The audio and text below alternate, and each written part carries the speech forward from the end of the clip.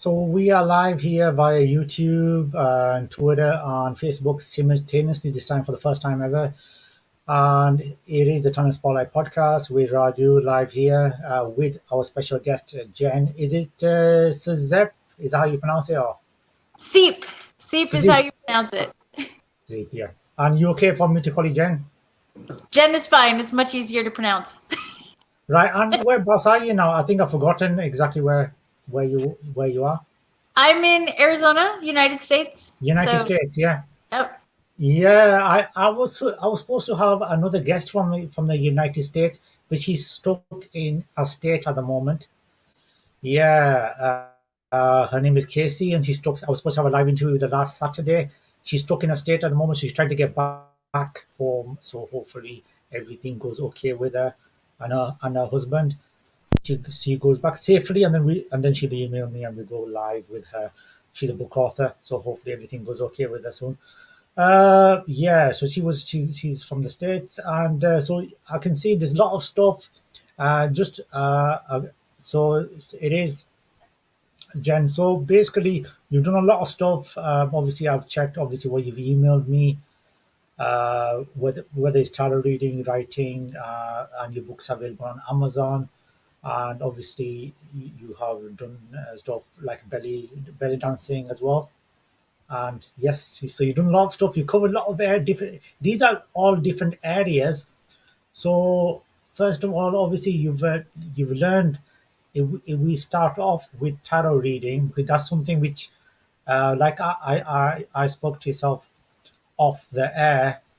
Regarding tarot reading is something which has always interested me because it helps a lot of people. Tarot reading, it gives them what would you say? It gives them more positive. I feel like it opens you up to different concepts and different ideas, and if you need kind of a little insight or counseling, I look at it that way too. I don't do doom and gloom readings. There's always something positive in Absolutely. somebody's reading somewhere. Yeah, absolutely. I absolutely agree with what you're saying because at the end of the day, if somebody asked me something when I was doing face to face, and somebody asked me something which I knew was doom and gloom, I would say to them, I wouldn't give them those answers because my objective was always what I got told when I learned it online from this tarot course, from this tarot reader woman, was to don't tell them anything which is very, very negative and that kind of stuff. And you just tell them positive stuff and, tell them stuff which is going to help them. And obviously give them accurate as much information as you can and stuff like that. So you've done tarot reading, like you were telling me off the air, for 20 years. But what I mean, before you learned it, what made you go into it? So I guess professionally speaking, I've been doing it off and on for 20 years, but I learned the tarot from my grandmother. She was a tarot reader. She could read the cards. She actually would read with a Rider-Waite tarot deck, traditional deck, and also she could do the same thing with a standard deck of playing cards. I don't know if a lot of people are aware that the standard deck of playing cards comes from the tarot. Right. It is, the only one of the major arcana cards to exist still in a playing card deck is the Joker, which was the Fool. And the suits have kind of changed a little bit, but and the court cards, just a few changes, but yeah, she would read from standard deck of playing cards, and I would do the same thing. But I think I was probably 16 or 17 and got my first sort of tarot reading job doing on a phone psychic network, if that gives you any idea of my age. Like, phone psychics aren't really so much a thing anymore. I feel like it's not as big a thing. But it was a big deal back in the early 90s, mid 90s. So yeah, and then after that, when I came out to Arizona, I would do it off and on, and I've been working kind of consistently with it for a while. Yeah. So what do you mean when you're saying about the psychic readings? You're referring to more like the telephone lines and stuff. Telephone. Yeah, yeah, Yeah. I used to do it as well via the telephones. Yeah, absolutely. So I used to do it for this person who started this company. I used to do it over the phone. Uh, for a lot of days, I used to do it, and yeah, it was good. It was different. It was good, and you used to get some interesting people on the lines. yeah. Uh, Interesting people on the line.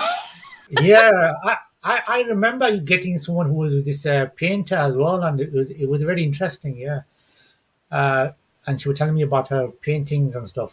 So it was very interesting to do that over the lines and stuff. I think in the UK there are still a lot of lines going on with tarot and these kind of lines going on at the moment. On there, I didn't want to do it for too long on the lines, to be honest. Yeah, I didn't I last very wanted to do long. I wanted to do my own stuff. I wanted to be my own boss when it came to the tarot readings, like true, because when you do the lines, it's like you're on a kind of a, even though you're logging into systems and stuff, you're still basically working for someone. Yeah, you're logging into their system Yeah, and their exactly, phone lines, and yeah, I was like, no, this isn't for me. And the hours were kind of crazy, so I was like, I'm exactly, gonna do something exactly. different.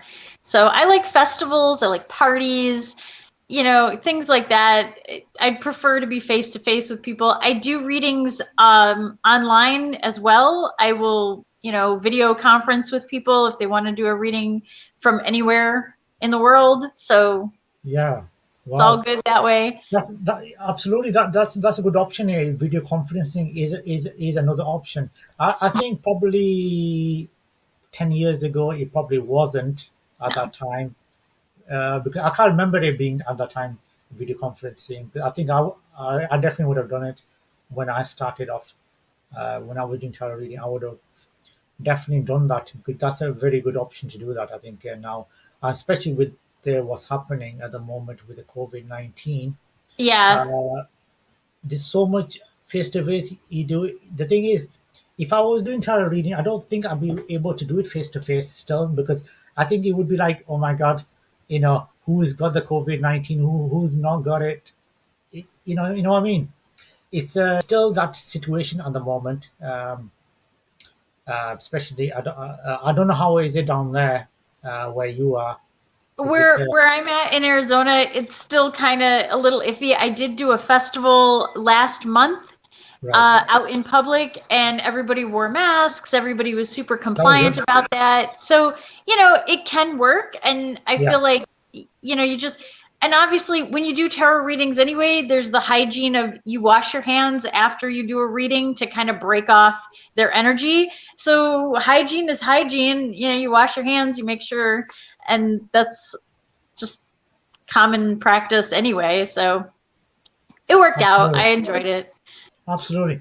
Oh, definitely. As long as people are following the norms, that's a good thing. Because obviously they're keeping themselves safe, and they're keeping yourself, the tarot reader, and they're keeping everyone else safe, which is the main Yeah. thing. Then obviously it allows you to continue with confidence Yes. at stuff like that on there. So you've done so. So you learned it from me, like you were saying briefly. You learned it from your grandmother. She was doing it. Did she do it for a long time?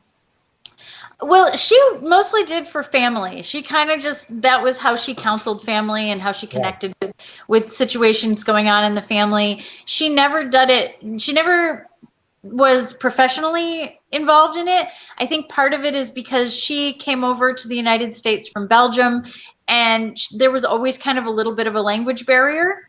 So Right. I think that like that she didn't really feel comfortable talking to people who she didn't know for long periods of time. She would slip back into French, and it was, you know, I think that was part of it too. But yeah, for family Yeah. members and stuff, she absolutely all the time.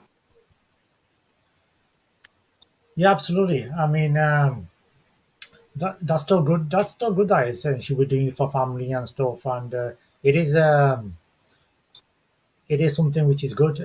If you can do it and you're helping people, including your family, your friends, that uh, it is a nice thing. I remember one of my friends obviously went into tarot and did it for some years. A friend of mine, and I told them some stuff about tarot reading, and then they picked it up and they've done a really good job in doing their readings as well now. So it is a really good thing on there. So you've done it for 20 years, and is there anything which is you would say what would be the highlight for you in it? I mean, what gives you the most satisfaction as well, and a highlight on You this? know, interestingly, it's not so much the doing the readings. I've started teaching classes on how to do tarot for other people. I have some Right. videos up on YouTube there. I kind of break down the symbolism in the cards and research all of that kind of stuff. And I do a weekly, I call it a tarot cafe, where we talk a little bit about tarot and learn some things. And so it's teaching other people how to do it. Really, that's the big thing for me, because I like giving other people that power. It's very empowering to go, okay, well, I need some insight, I need to focus on something. What card can I draw? What can I draw some energy from? That kind of thing. I like giving people that knowledge, just sharing that knowledge with others. So that's the big thing for me now, is teaching the tarot. Responding to a comment by one of the watchers on Facebook, Rajni Agarwal, who's saying a hello. So just replying back to him, saying thanks for watching on there. So it's nice because this is the first time I have connected to Facebook Live on there, trying to. Yeah, I've never been good at Facebook posting stuff. You see, so this is something new for me as well now. This is something a new experience for myself. Now the so you've done the classes. That's a great thing because when you're doing classes, and that's something I wanted to do when I was in the tarot um, area. I mean, tarot is classed as I was always told tarot is classed as entertainment. It's an entertainment area. It's part of the entertainment area because you have to say it's entertainment purposes and that kind of disclaimers and whatever. And when Yeah, I think the way I look at it is more like counseling. So when you go to somebody for any kind of counseling or discussion or anything like that, therapy, you connect with the person, but at the same time, they don't really know everything about your life. They don't know you 100%. They can give you advice, they can guide you, but yeah, ultimately it's what you take out of it. It's not somebody who's going to tell you how to live your life. I wouldn't exactly. go into it that way and go, yeah, this is absolute truth and this and that. But I don't look at anything as kind of the absolute truth. Most religions I think of as counseling and therapy as well. So that's just my take on it. Yeah, absolutely. It is one of the things, isn't it? I mean, you can't. It's like saying if somebody's not into tarot reading, it's hard to make them into a believer into tarot reading. Because obviously each to their own. Some people will like it, some people are not gonna like it, and some people may get a reading without telling their partner. Okay, you know what I mean? And Yeah. the partner might not be that into it, and they will be into it. But regarding your customers, are they more women or the more guys? I've got a pretty even amount. I've when I go out to events and things like that, it's pretty 50-50. I think I've got maybe a few more women who want to learn, but Yeah. the readings themselves are men and women both, and pretty much all ages. I've had younger people as well as people who are, in their 60s, 70s. So age, Wow. gender, I don't think it really matters too much as far as like who gets the Probably readings. it probably is more even Steven in the USA then, because in the UK, some people obviously watching this can't tell me or correct me if I'm wrong here. But what I've seen in those 10 years when I did tarot reading, most of my customers were women. Uh, that's over even over the phone and even on face to face, or even when they used to ring me, it used to be majority used to be women. And I think in the UK, uh, more women are into tarot reading to get a reading, and than guys. To be honest, I mean, I think I did have I've had one or two guys asking about tarot readings, but not many. Far in between, not many, to be honest. Uh, but I think more in the UK, it seems to be women are more into it in the UK to me. uh, on the and I think so. I think maybe it's in the USA the scope is bigger in tarot reading, and and that's the reason why the genders are both are into it, which is good, which is a good thing. But I think in the UK, I think it's a little bit different. I think it looks like it's a bit different here. On the it may change, and more guys might get into it. Tarot reading, you never know. Yeah, I think it's kind of the same thing as like counseling and therapy and stuff. Because of that, it's like you kind of have to tell people your feelings. You have to open up about things. Guys aren't always as keen on that, I feel like, as Exactly. women That's are. true. They're not. They're not. They're not. On the absolutely, it is, isn't it? I think that's true as well. I think women are probably more easily be able to express themselves, able to open up very quick, easily. Guys are more hesitant in that area. I think it's probably something which has been happening for years, to be honest. So I don't think it's something which is going to change that quickly. But yeah, it's just one of those things, I guess. On the So you've done it for 20 years. You're still doing it now. Hmm. Are you still enjoying it as much as you were doing it from the beginning? Is it the same kind of? Yeah, I enjoy it. I think I enjoy it the same because I have changed how I approach it. So again, when I was younger, I did for friends. It was kind of, just for kicks kind of thing. As I matured and I was doing it professionally and doing strictly readings, and now, like I said, I've kind of shifted into this teaching role of it. So with that, it allows me to still enjoy the tarot, and I'm still learning stuff about the cards too. Like I will pick up a deck. I like to collect the unique different decks too. I still stick to ones that are mostly like off of the Rider Waite system. So like I find decks and I'm like, oh yeah, that's not a system I know, so I'm not as drawn to them. But I like the artwork of them. I like to collect that and poke at the symbolism. So I'll pick up a deck that's something unique and I'll be like, wow, this is a great way to demonstrate the meaning of this card. I had no idea somebody could use that as symbolism instead of, the standard stuff. So I like that as well. I found a lot that are very psychological, very like they get into like dream stuff, and I'm like, this is kind of cool. So there's some neat decks out there. Yeah, absolutely. There is, isn't there? And that's the great thing about tarot reading on there. So you use different decks. Is that Yes, I have a small collection. Currently I only have like a dozen. That's where I'm at right now. I have passed on some to other people. That's what I do on my YouTube channel. Is the videos are I take one card a day, and every month I pick a different deck, and we go through how this deck does represent the symbolism or does not, or if it's good for like a beginning reader, or if it's like, no, this is a cute deck, but you really got to know what you're doing to read from it.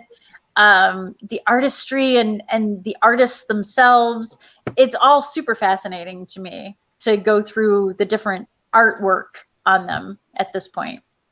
Yeah, yeah, absolutely. It is a very interesting area, tarot reading and stuff. And there's lots of other areas which are similar to tarot reading. Have you ever been interested in those kind of areas? When we talk about, I don't know, maybe palm reading, there's lots of areas, isn't there? Yeah, so like different modalities of things like that. I do Reiki. I've learned how to do that. I am certified level 2 Reiki.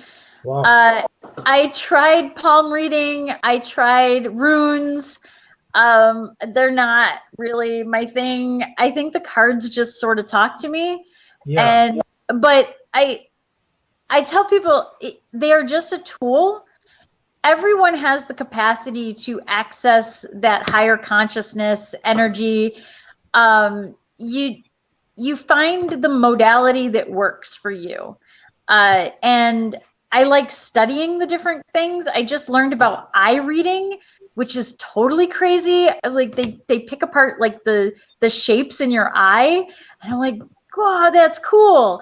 I'd never heard of that before. So, I'm poking at that. I don't think I'm going to do eye readings or anything, but it's a neat concept. I like learning these things. Absolutely. So yeah, absolutely. It's not a bad thing. Trying different areas and seeing whatever works for you. Like I said, off the air, that's something which I like doing myself, because you're trying different stuff, and then whatever clicks, whatever works for yourself, you try to do that. Yeah, different modalities for different people. Absolutely. So, is there any plans to do any tarot reading in the next week or? Next month at the end of June, I think it's June 26th. That's the last Saturday in June. I will be in Phoenix, Arizona, doing a small festival event. It's called the Finding Your Journey or something Journey Expo. Purple Lotus Productions is who puts it on. So I know that, but I don't remember the name of the expo itself. I just remember Purple Lotus is who puts it on. And I will be doing tarot readings there. And I'm sharing the table with a friend of mine, Rochelle, who does astrology. So yeah, we're tabling together for that.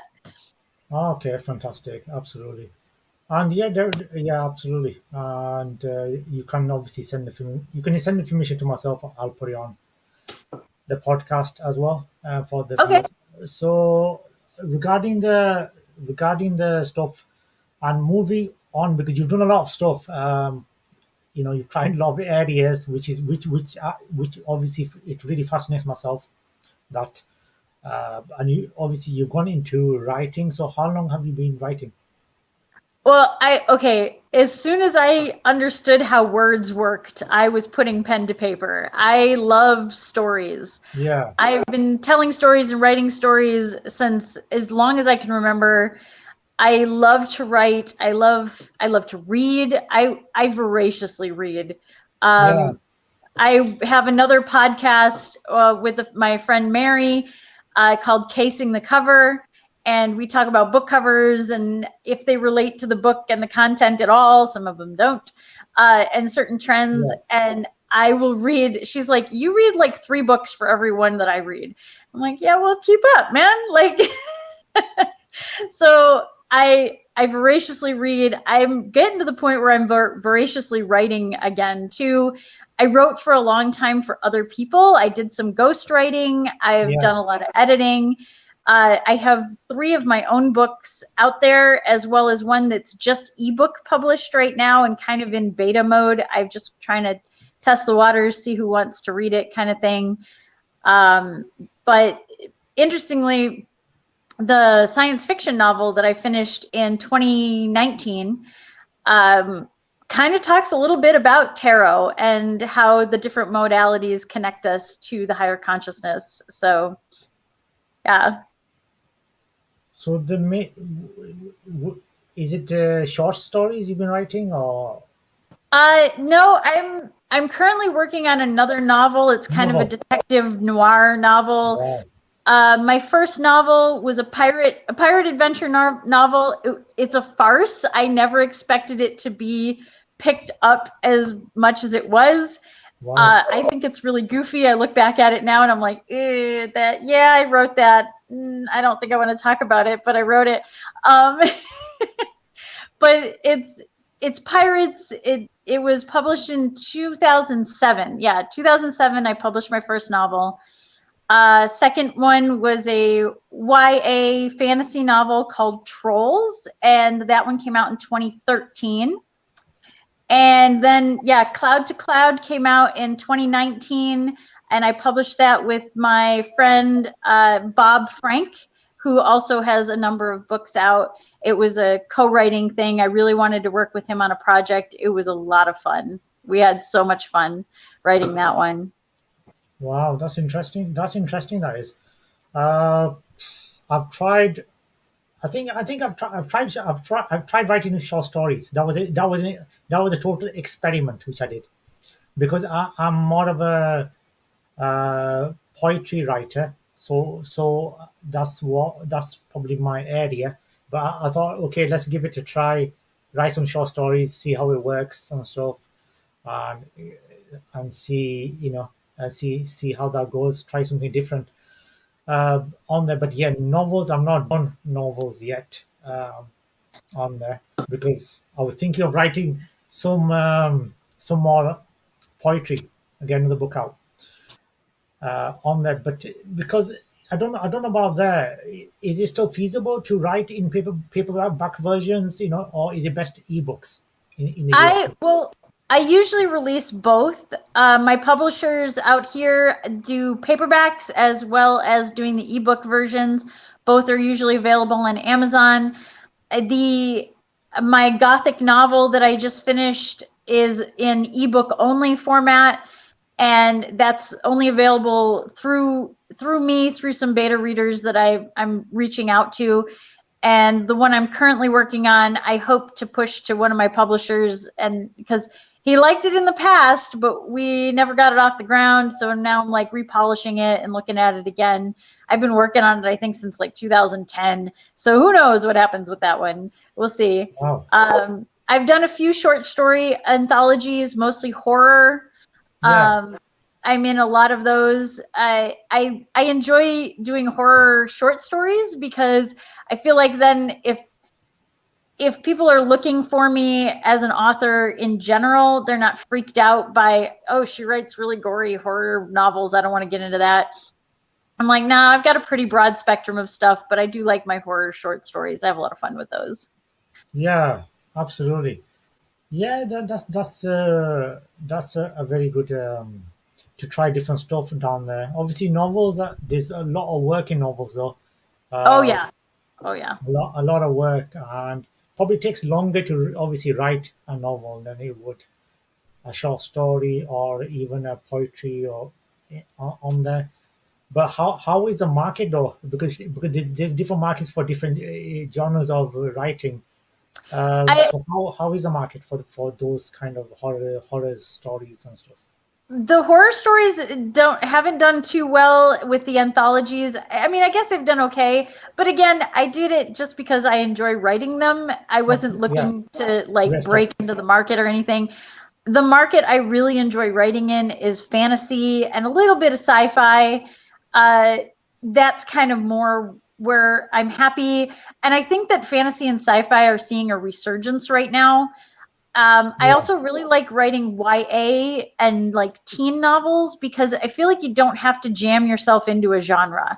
You can kind of spread out a little and be like, well, it's a little bit romance, it's a little bit sci-fi, I don't know, it's a teen novel. Enjoy.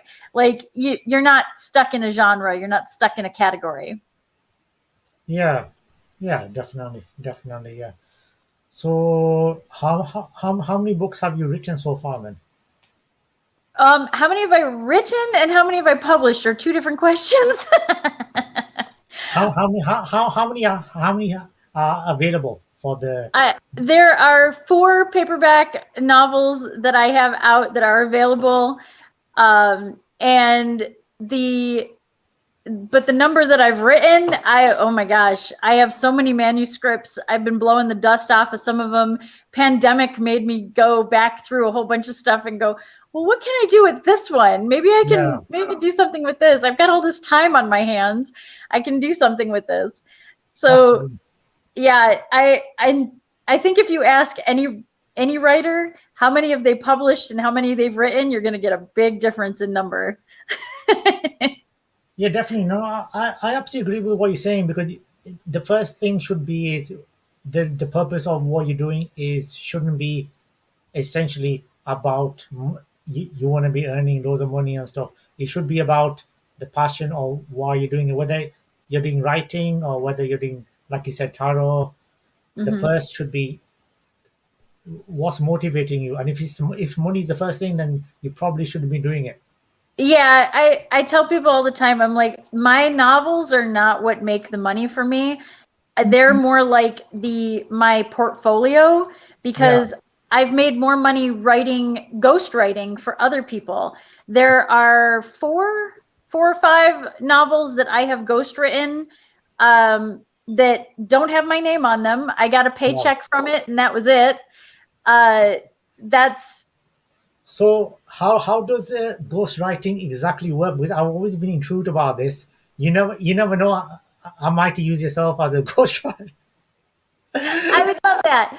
Yeah, but how does it exactly work? I mean, is it that you're writing for them, they're telling you the story, and you're writing for them? Is that how it works?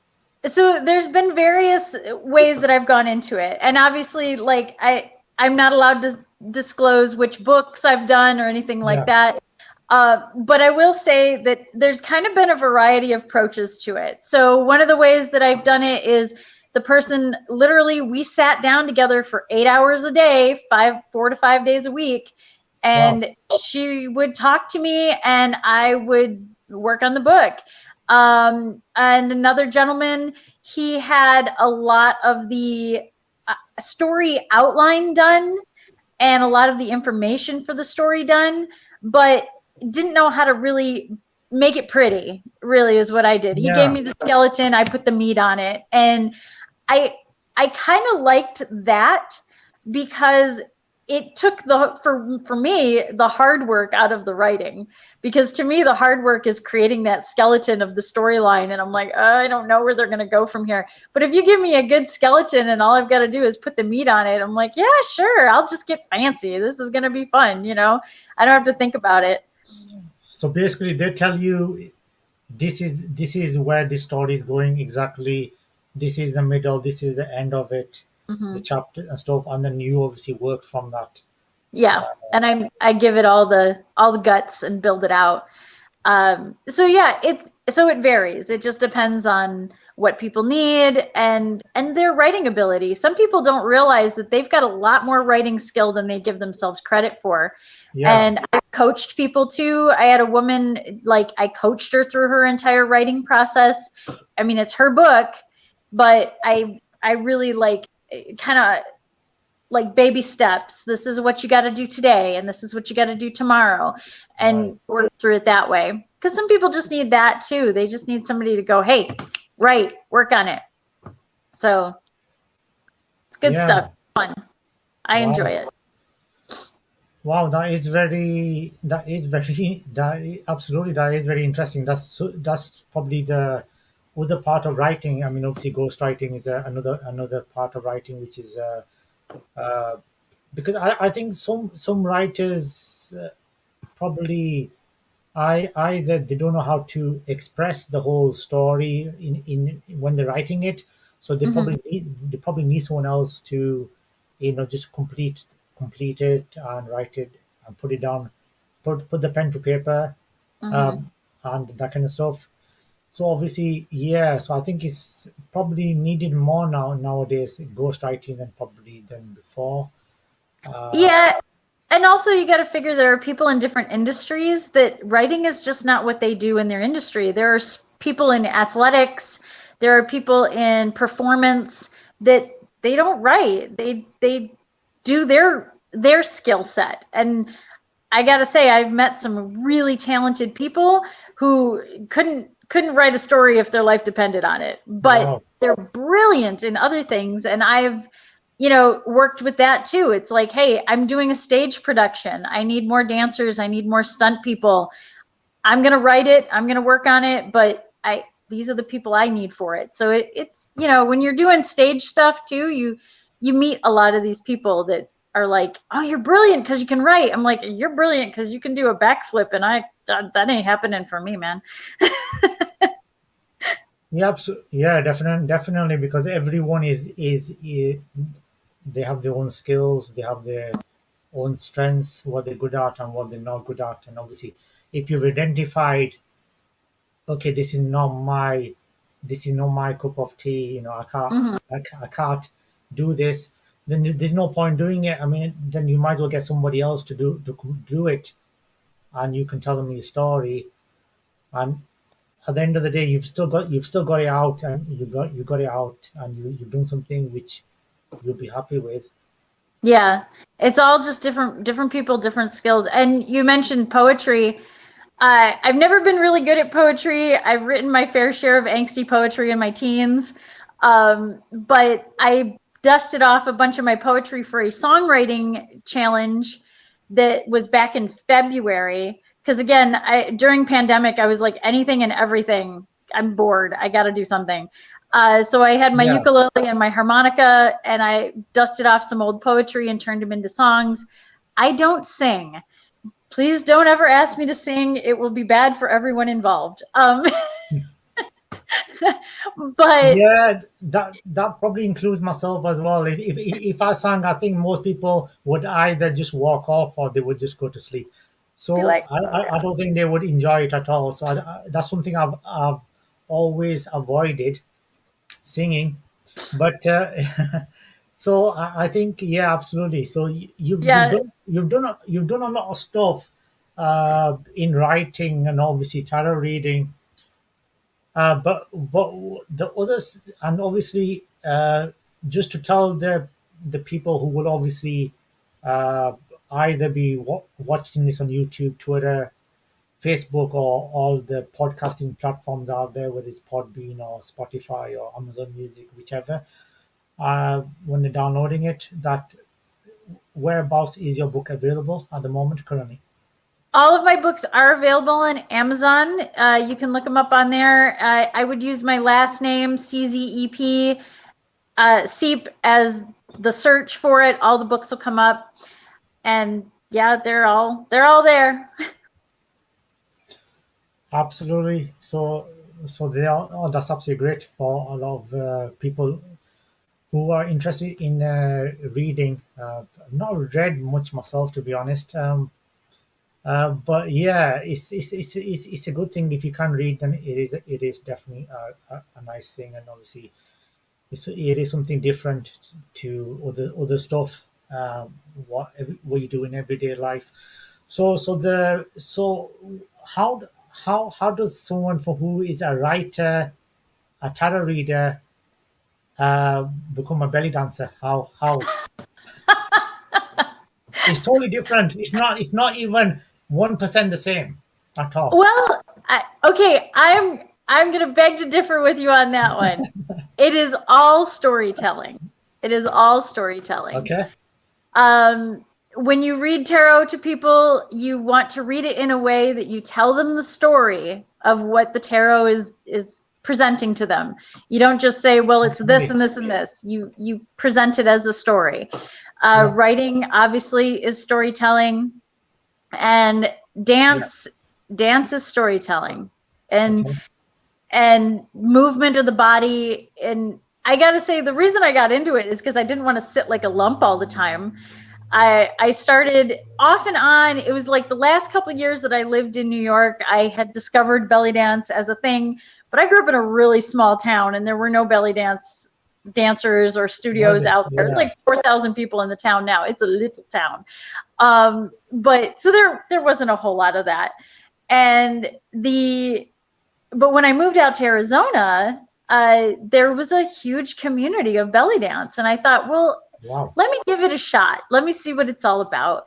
And I found that I absolutely love it. I guess I really should throw in the caveat. I just like dancing. I have learned folk dancing, and I've done some flamenco, and I've done some swing dance, and just kind of everything. Belly dance is kind of what I always go back to. And I even when I was doing stunt work, the stunt work that I was doing with sword and things like that, I'm like, it's a dance. You remember all of these moves, it's a dance. So dance is just, it keeps my body moving. I have reached the point where like, hey, warranty work is coming in, man. I'm in my 40s now, and it's a little harder. Like, I can still do all the dancing and I can still do some of the stunt work, but the next day I have some regrets. Like, so that's where I'm at right now with the dance. So you're still doing the belly dancing? Yes, I'm still teaching. In fact, I'll have classes. I'm just finishing a session next week, and we start a new session in June at the local community centers that I teach at over here. Things are starting to open up a little bit more, so I've started doing that. My small group of dancers, we got about 4 or 5 dancers. We've met almost throughout pandemic. We created our own little bubble of people, and we said, hey, don't show up if you're feeling sick, but otherwise, you know, come on over, we'll dance, we'll do our thing. I have a dance studio in my home. So yeah. Wow. That's just kept moving. Wow, that's I mean, the way you described it, because I don't know much about belly dancing, and that's the reason why I was asking that to say whether it was different or whether there was any similarities to what you've done in the past. Now, obviously, myself and obviously the people who are watching this, who will watch this, understand more about that. It is more of a storytelling, like you said, and on the and so there's probably a lot of like writing and obviously tarot, belly dancing, like you said, it keeps you in shape as well. It's something which you want to do on there. So is it classes which you do, or what is exactly what you do? I teach classes locally. I have a dance troupe. We do performances. Obviously, we haven't done any performances during pandemic. Yeah. But we travel around Arizona and we do a lot of performances. I've done a few performances back in New York where I came from. I'll travel out there. That's really about it. I haven't done anywhere else in the country, but you know, at the height of it, I was doing performances every single weekend, three times in a weekend at least, and I was really grinding on it. But again, it's like any sport, and so like any athlete, you get to a point where you can tell like you just can't push that hard anymore. You got to throttle it back. The same thing with the stunt work. When I was doing stunt work, it was a lot more often, and now I'm happier just to kind of teach and show, like, bring me some younger people who are flexible and don't hurt when they get out of bed in the morning. Like, bring me somebody who is me, but like 20 years younger, me, but like 10 years younger even. I've had my COVID-19 vaccination, the first dose, and I'm still recovering from that, side effects for that. Oh, yeah. But probably if it was about 20 years ago, I think I would have recovered a bit quicker, much quicker than what I've done now. Even now, I've tried to pick up weight training today, and I couldn't pick it up on that arm. I could not pick it up, the weight. Oh, wow. Yeah. When it's totally weak still. Yeah, I did the 2 shots, and that second one, man, it hit me hard. Yeah. But they said, I know the nurse was saying to me, you may suffer it for a week. It could be a bit more side effects and stuff. But yeah, definitely the first few days was quite there was quite a lot of pain there. Yeah, But even I now, was the wiped shoulder is out. weak. The shoulder is very weak still. Still, I couldn't pick up the weight at all. I tried it today, about five reps. That's it. The sixth one, it wouldn't go up. The weight would not go. You're like, no, I'm done. I'm I'm out. done. Tapping I'm out. done. I can't do it. I can't do it. Yeah, So although exactly. my son is 22, and he got the shot, the single shot, and he was on his butt, man. It wiped him out. So I don't know. Kids aren't much better with it. I Really? Yeah, Wow. he was slammed, but he got the single shot. It was like a Johnson and Johnson one. He only had to get one shot, but it hit him hard. He was in rough shape. But he's fine now. He's good. He's That's happy. great. So Wow. If you didn't say your age, I would never have figured. I would never even guess that. I would say no way.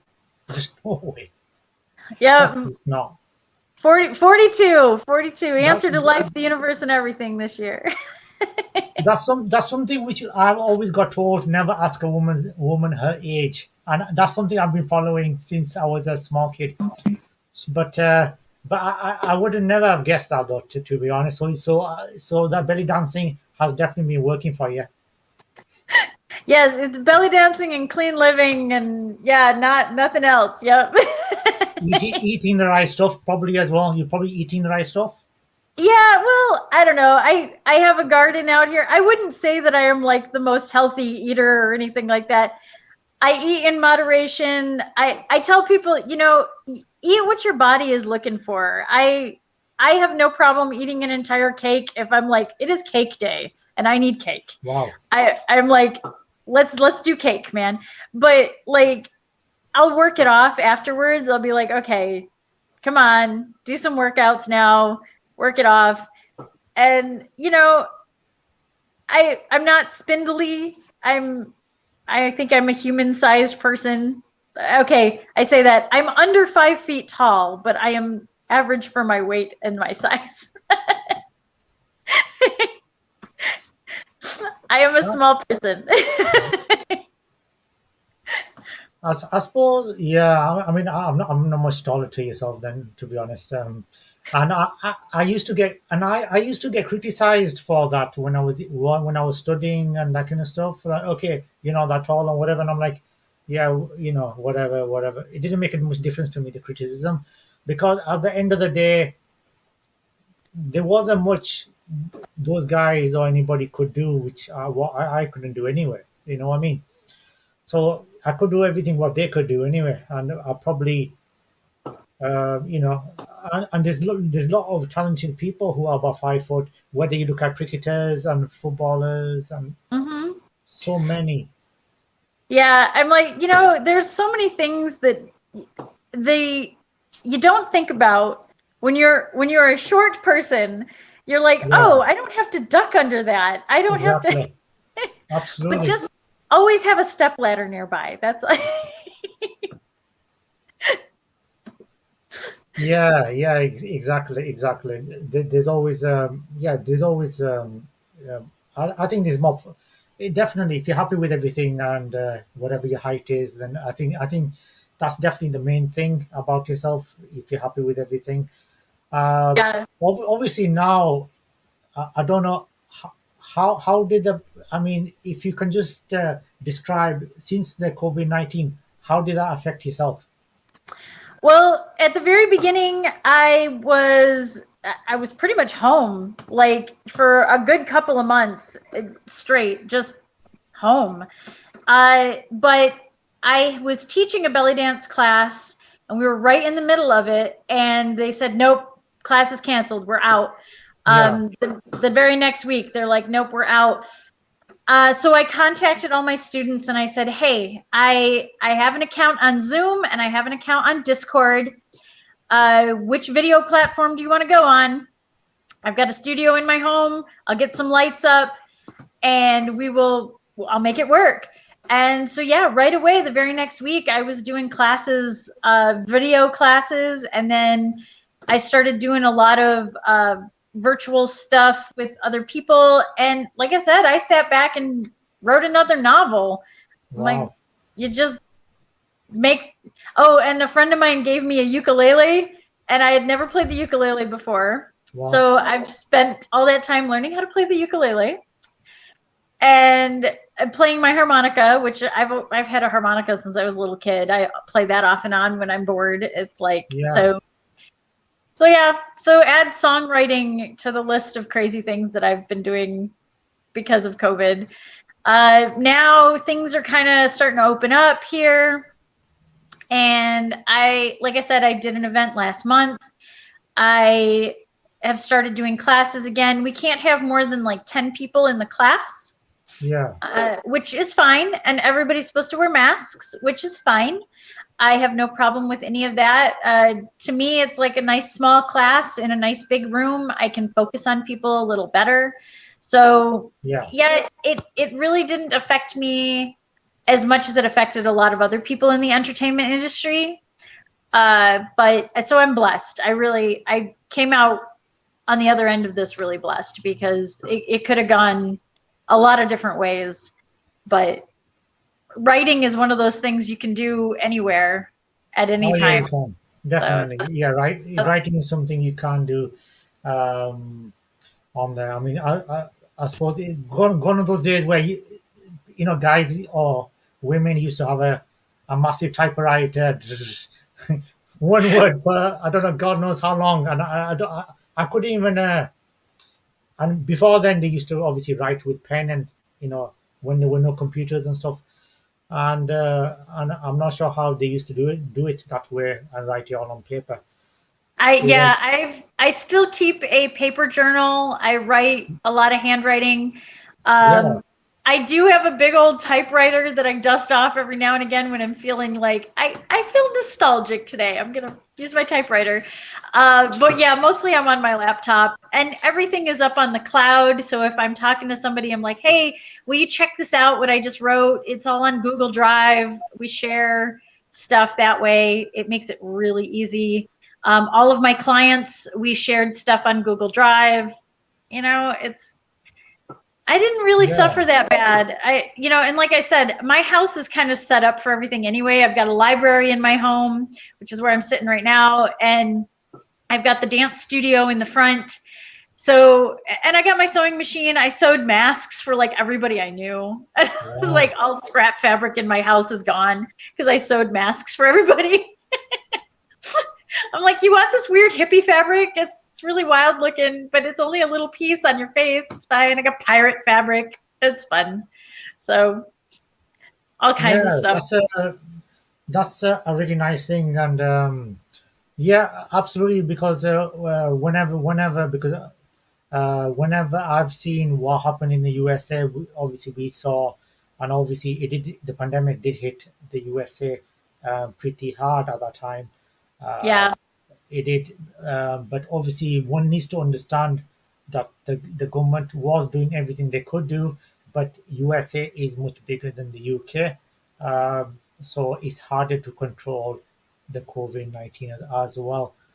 Yeah. So And some states were much better at it than others. So you got to look at it that way too, as state by state rather than, absolutely, you yeah, know, definitely. but And now the states are opening up now, as I've heard as well. yeah, we're slowly back opening things back up. And in Arizona, things are going to shut right back down again pretty soon because summertime, everything gets locked down because it's too dang hot outside anyway.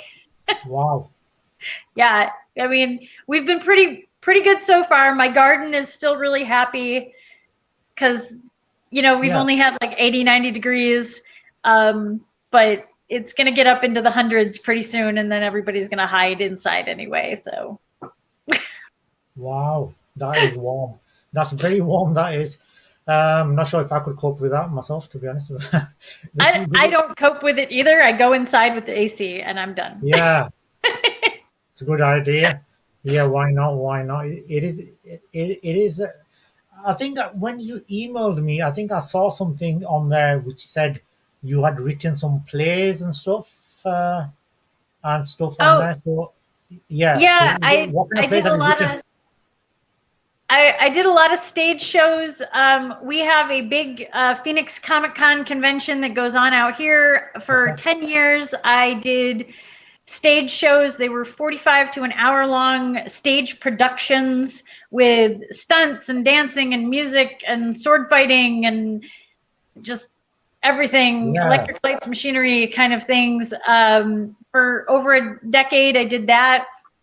And I've done other stage production stuff. We did a live chess match several years ago where everybody was on this giant chessboard. That was crazy. Um, so I enjoy working with other people to do stage shows. Obviously, didn't do any in the past year. Yeah. Uh, and the last one that we really did was more dance focused, and that was down in Tucson, Arizona. It's a few hour drive south towards the border with Mexico. And we had a good time doing that. It was their mermaid festival, so we had very mermaid kind of thing going on. But that was the last big stage show that I've done. I've written other plays for other things that other people have produced and done. I enjoy Yeah. directing, but it's super stressful. It's like Absolutely. telling characters to do things on paper and telling real life humans to do things is very different. But with theatre, theatre is something which I've not followed much myself. But obviously, what I've heard is, and what I've seen, that theatre obviously there's no retake, so you have to do everything right on the first take. Now, Yeah. if you make a mistake, then how exactly happens? How do you rectify it then? Live. So so hopefully all the mistakes are made in rehearsals. Right. Um, but what I tell my dancers, and I've told performers as well, is if you make a mistake, just keep moving. Right. Can't go Okay. back and change it. You can't fix it. Just keep moving. Definitely. Keep moving forward. Smile and push through. Uh, I I tend to have people who I know work really well together and can kind of just give each other the eyeball of like, don't do that, you know. But I also tell my dancers, I go, don't make the face. Don't make the face. And they know exactly what I'm talking about. It's that like deer caught in headlights sort of look on your face when you screw up. I'm like, just smile, smile and own it. The Yeah. best compliment I ever got with my dance stuff was very early on. I was in another dance troupe and I was like the baby dancer in the dance troupe. I didn't know what the heck I was doing, but I smiled through it and I got through all the dances. And I'm sure I screwed up like 100 times. And a couple of my friends that were in the audience came up to me and they're like, how is it that you remembered like all of those dances? And everybody else at least had a few moments where they were totally confused. And I'm like, yeah, they were confused because I was going the wrong way. Um, but I smiled through it and sold it well. And I was like, yep, this is just the way I'm supposed to go now. That's the way we're doing. So yeah, I think the best advice I could give to anybody who does stage stuff is smile, own it, be in that moment because you're not going to fix it and you're only going to make it worse if you draw attention to it. So, you know, push. Yeah, definitely. I mean, there's not much one can do because obviously theatre, there's no, like you said, there's no obviously you can't fix it. So you might as well make it look like there's nothing wrong anywhere and just Yeah. Just carry on doing that uh, on there. Now so basically you've covered from writing to theatre to tarot to belly dancing. So you covered like basically four areas in the entertainment sector where a lot of people don't. They may just touch one area. So that is amazing in itself. Four different areas on there. Is there any plans to go about television or drama? Any plans to write in that area? um the Cloud to Cloud, which is my most recent novel, or the science fiction novel that I wrote, that one has been poked at for a TV series. They haven't picked it up yet, but I'm hopeful. I would like to see it as a TV series. It'd be really cool. We got a rejection just last week from one of the companies that said, no, not what we're looking at right now. But they looked at it for a long time. They had it for a good couple months. So I was like, oh, well, you looked at it. That's something. My son has actually been in a couple of movies as an extra. Wow. He likes to do extra, like behind the scenes stuff, background things. I can't remember the name of the film. That's a science fiction film, but I'll try to send it to you because I haven't even seen the whole thing through yet. I want to sit down and watch it with him. He's an extra in that. I have a lot of friends who are extras in movies, and I think I would like to be an extra in a movie, but probably not like really on-screen time stuff. That requires way more effort than I'm willing to put in, I think.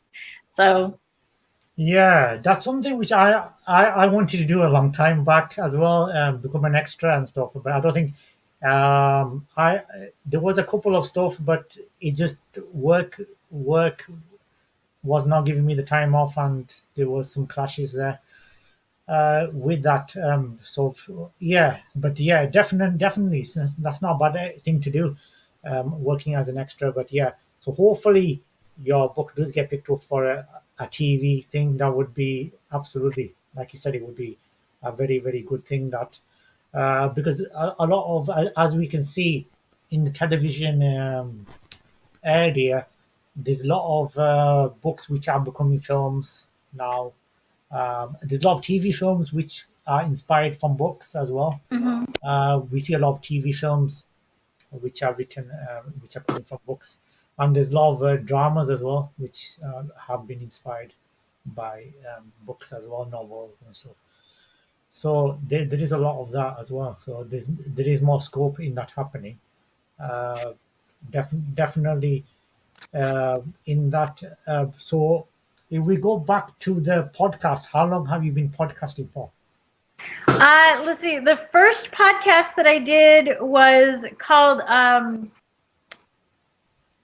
I think it was just the Brick Cave podcast or Brick Cave Books podcast. And that was back in the early, let's see, I think it was like 2009 to like 2012. I did that one roundabout in there. That went for about 3 years. The one I'm currently doing with my co-host Mary is called Casing the Cover. Right. And we talk about books. We kind of pick a book cover and we discuss the weirdness of this book cover. We love weird book covers. If you find weird book covers for us, anybody out there watching, please send them to me. I love weird book covers. And then we read the book and we review the book, not so much on the content, but in the way of like, does this really go with the cover? Did the cover sell me on this story, or was this a total lie? And I was sold, a total falsehood, and it got me to buy this book, but the book is nothing like what this cover has to do with anything. Also, weird trends that happen in book covers. We love mystery novel book covers and romance novels because the puns are fantastic. Yeah. But yeah, so Casing the Cover, we've been going, this is our 3rd season for Casing the Cover podcast. It is audio only, so this is a little weird for me to do video. I'm like, oh, okay, I can do video, sure. Like, I didn't do my hair today, but we're good. So where is the podcast available on, just for everyone to know? Obviously, we will be obviously partnering, so we will obviously display where your podcast is on a regular basis on the episodes. So it will be displayed on here, the links and information. But so obviously today is not at the moment. So where is it available if somebody wants to download the episodes? You can go on YouTube. We are Casing the Cover on YouTube. Also, you can find it on Stitcher and Apple Podcasts. Yeah. All kinds of, pretty much most places you can get podcasts. I think we're on there. We are not on Pandora. Pandora is really hard to get onto as a podcast, but other than that, we're pretty much everywhere. Yeah, Pandora. Yeah, I've heard of the Pandora. I think I did try to get on there myself. Yeah, I don't think it's worked. very picky. I Yeah, don't think they're very picky. it's not worked. To be honest, I think myself as well. No. Yeah, it's it is very tricky on there, to be honest. But yeah, so you have like you said. So on the podcast, is it like on the YouTube channel? Is that dedicated to the podcast? Is it like a YouTube channel for the podcast? Yes, Case in the Cover has its own YouTube channel. I also have my own YouTube channel, which it's I'll send you the link, but it's Esal is the YouTube channel, so EASALLE, and I do all my. You'll find on there all my tarot stuff. There's belly dance videos. There's some podcast stuff from my old podcasts. I think I link to both Case in the Cover and the Dread Fleet, which is the pirate group that I do all the sword fighting and stunt fighting with. So yeah, I do. So all that stuff's linked on my YouTube channel as well. So. All right, okay. Is there any particular days you do the podcast? Is there any set days, or is it just whenever you have time to? We release one Tuesday a month. We were releasing 2 Tuesdays a month, but the pandemic slowed us down a little bit. It was hard for us to get together and record. So we are down to 1 Tuesday a month. It is usually the second Tuesday of the month. So you can find a new podcast then. So 1 Tuesday per month is available and on there. So is this live? Is it live or is it? No, it's all pre-recorded. We pre-record everything. Pre-recorded, yeah. Okay. So everyone, so if you want to tune in on there, but like I said, obviously we will have details of the podcast on the next episodes of this. We will be obviously live tomorrow with Sophia, who's a book author. That's 3 p.m. UK time and 4 p.m. in Sweden where she is. So that's tomorrow live on here on YouTube, on Twitter, and Facebook all simultaneously. So yeah, so on there, and we have gone for over an hour as well. But sometimes that happens with some on my interviews. To be honest, whatever it depends. Some of them have been like about 40 minutes exactly, but some have gone over an hour. But I think it's got to do with how much you're going to talk about, I guess, and what you're going to cover on there. So when it is all not written, I think you can cover more stuff than if it's written. Then it's maybe it's just some of the stuff is coming out and some of the stuff is you think you covered everything, you may not covered it. Yeah. Well, I hope we kept everyone entertained for an hour at least. Yeah, exactly, absolutely. I have seen a few people who have viewed it on Facebook. Oh, good. They have some have viewed it live on Facebook, and I'm not sure about Twitter or YouTube. Like I said, YouTube is a bit tricky at the moment, but hopefully soon there will be more YouTubers that are watching it live on Twitter. We will post it, we'll retweet it, and add another tweet on Twitter as well. Can people find you on Twitter? Are you on Twitter? I am actually not on Twitter. I have a Twitter account. I don't look at it. I mean, there's probably cobwebs all over that thing. I can't. I'm not on there. I am very rarely on Facebook right now. I've been so focused on other things that social media just hasn't drawn me, because again, when I'm not having to publicize events and classes and things, I don't see a reason to be on there. I'm so busy creating stuff. But YouTube, I have been on a lot, creating content with tarot and with dance and a little bit of my ukulele playing. You can laugh at that. I keep in mind I've only been playing for about a year, so It's not the best, but I've been having a lot of fun with it, and it relieves the stress because I know I'm never gonna go on stage with ukulele. I'm just gonna play it and be a dork, and so it's okay.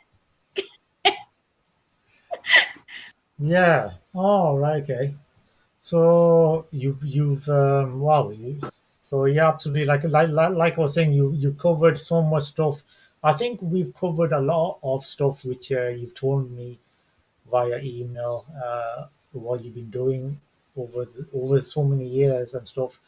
And so you've got a lot of stuff planning ahead, like you're saying via the tarot stuff which you're doing, and via the are you doing tarot face-to-face readings now?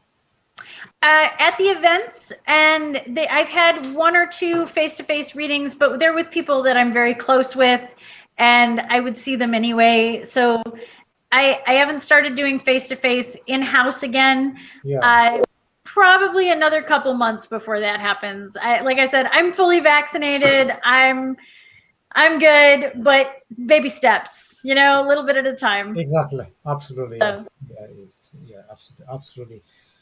It probably is best to just be safer on there. And so regarding the what is what is the highlight for yourself regarding the writing, especially when it comes to writing is concerned? Is there any book which is standing out more than any other book? um, I really like the big book that I'm pushing right now is Cloud to Cloud, which is the science fiction novel that I worked on with Bob Frank. That's the Yeah, one. It's like because it didn't get a debut. All my other books, it got a debut because they were at Comic-Con or at other events, whereas this one came out in December of 2019, and the first event that I was supposed to release it at was canceled in that March.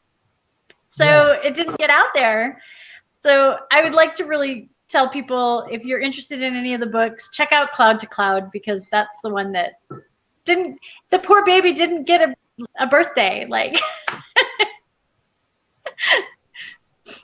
Yeah, absolutely.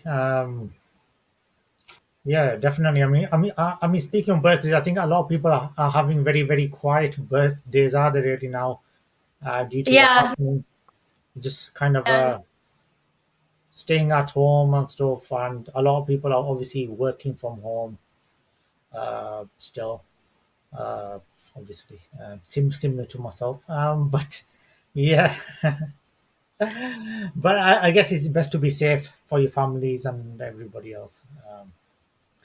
On there. So yeah, so we won't obviously carry on for too long because obviously we don't want to get anybody more bored. We're like, okay, this is gonna be too long.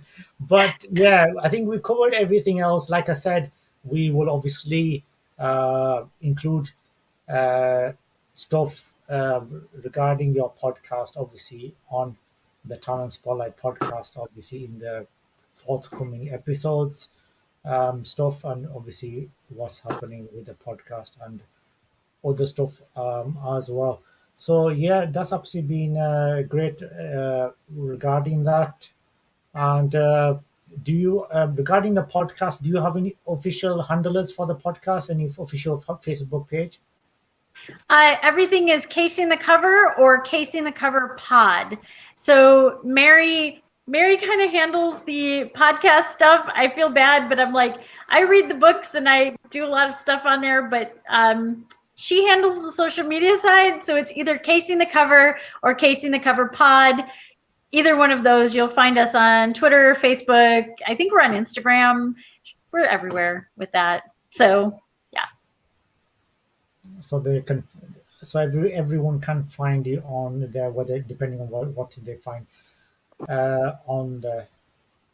Personally, I've been more on Twitter than Facebook. I'll be honest, but Really? because but Twitter, I don't know. I think the thing about Twitter is there's one plus point of Twitter than Facebook. This is not saying nothing bad about Facebook, but the good thing about Twitter, I think, over Facebook is there's a set limit of what you can do when it comes to characters on Twitter. So at least you know exactly what you're putting on Twitter, because there's maximum, you can't put more than this. So I think you can organize your tweets much better than you can do when you're putting a Facebook post, because there's no maximum, there's nothing like that. You can just put whatever. So that, I think, makes it not that comfortable for me and Twitter. So Twitter makes it a bit easier due to that, I think, for myself. But I think whatever works for everyone.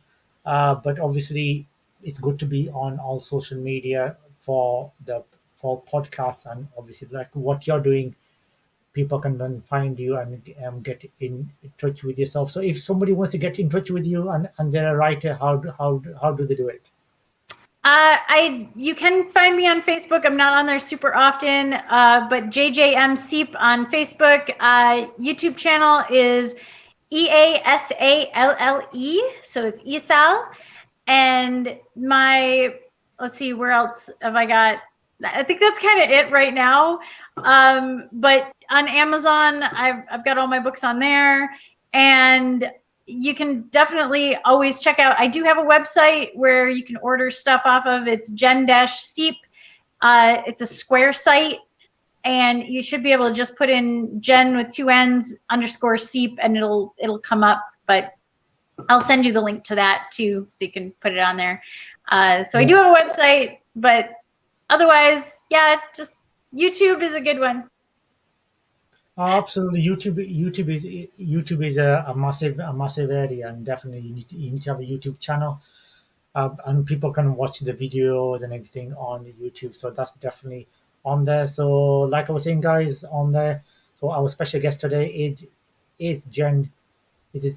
I think I pronounced it wrong, so I'll just. It's okay, it happens all the time. It's Seep. It was on there, but like I said, it is. I have put it on the streaming.